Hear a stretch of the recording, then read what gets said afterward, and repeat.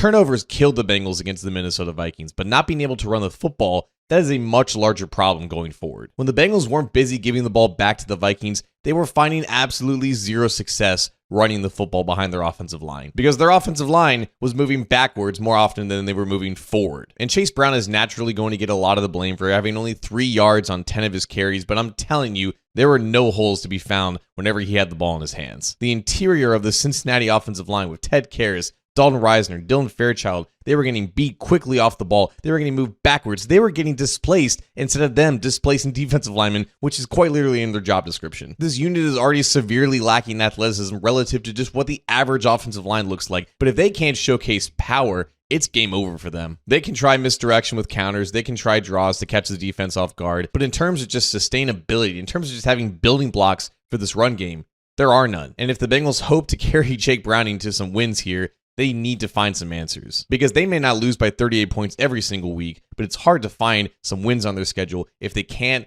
run the ball.